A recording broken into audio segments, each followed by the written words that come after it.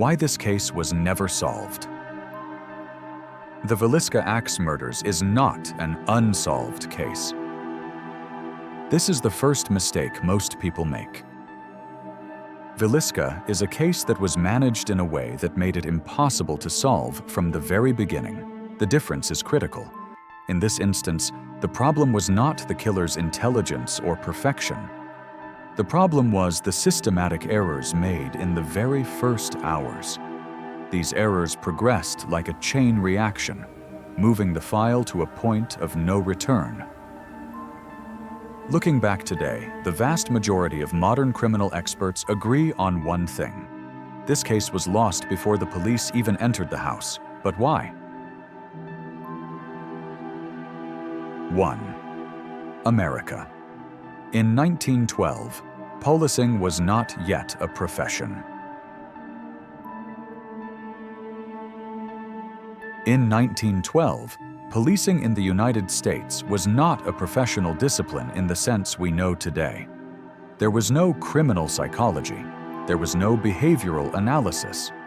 The concept of crime scene investigation, CSI, barely existed.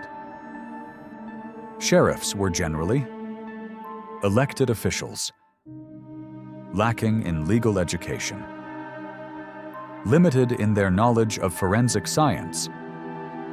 In small towns like Villisca, being the sheriff often simply meant being a trusted man. This was a severe disadvantage for major crimes because a relationship of trust weakens suspicion. At this point, the first thought that determined Villisca's fate was, someone from here could not have done something this horrific. This sentence was the case's silent death warrant. 2. The crime scene. The first irreversible error. According to modern reports, the biggest mistake in the Villisca file was not merely the failure to protect the crime scene. That mistake was expected. The real disaster was this: the failure to preserve the meaning of the crime scene. The first people to enter the house didn't just touch the evidence, they shaped the narrative of the event. Who saw what, how they described it, which details were deemed important.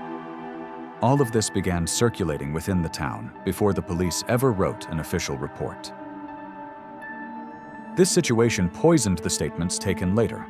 Witnesses began to describe what they had heard rather than what they had seen. This is one of the most dangerous scenarios in true crime history. 3. Newspaper pressure and early theories. In 1912, America, newspapers were far more aggressive than they are today. Brutal crimes meant sales. The Villisca axe murders spread rapidly to national newspapers. However, this exposure did not help the investigation. On the contrary, it caused harm.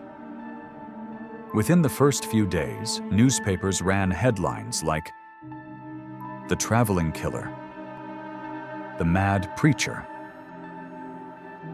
"The Stranger Watching the Town."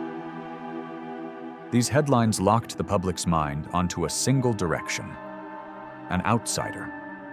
Yet, modern criminal analysis suggests that an act this quiet, this prolonged, and this comfortable is usually committed by someone familiar with the space. But this possibility found almost no place in the media. 4. Wrong suspects, improper interrogations. Some suspects mentioned in the file are still debated today. However, what matters here is not who was made a suspect, but who was never suspected at all. The majority of the interrogations were superficial. Inconsistent statements were never seriously cross-referenced. Timelines were never clarified. Even worse, some suspects were interrogated too late. By then, alibis had been prepared. Witnesses had influenced one another. Memories had become blurred. After this point, even if the right questions were asked, the answers were no longer reliable. 5. Modern criminal perspective. The main point missed. When the event is examined today with modern behavioral analysis, the most striking detail is this. This crime was built around staying, not fleeing. This detail was almost never taken seriously in 1912. According to modern experts, this implies the killer felt no time pressure. The fear of getting caught was low. He was familiar with the surroundings. These three characteristics would have narrowed the suspect pool dramatically, but this was never done, because in that era, crimes were analyzed based on the result, not the behavior. 6. The unrecoverable piece of the file. Time. In the Villisca file, time was never clarified. The clocks had stopped. Witnesses gave conflicting times. Newspapers wrote different hours. Even police reports did not align. This situation worked in favor of the killer, because in a file without a timeline, an alibi cannot be disproven. Movement analysis cannot be conducted. A chain of logic cannot be established. The file, in the literal sense, remained timeless. 7. Why is it still being talked about? The reason the Villisca axe murders are still told today is not just fear. The reason is this. This file represents a failure just moments before the birth of modern criminology. After this event, the concept of the crime scene changed. Police training began to be debated. Questions were raised about how small-town crimes should be handled.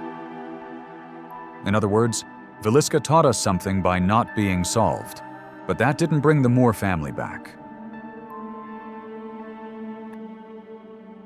Final. Some crimes go unsolved because they were committed brilliantly. Others go unsolved because they remained in the wrong hands. The Villisca axe murders belong to the second category. This file was closed without the right questions being asked. It was debated without the right framework being drawn, and because of that, the answers were never found. Today, only this truth remains. This event is still with us not because it wasn't solved, but because it was never possible to solve. And perhaps that is exactly what is most disturbing.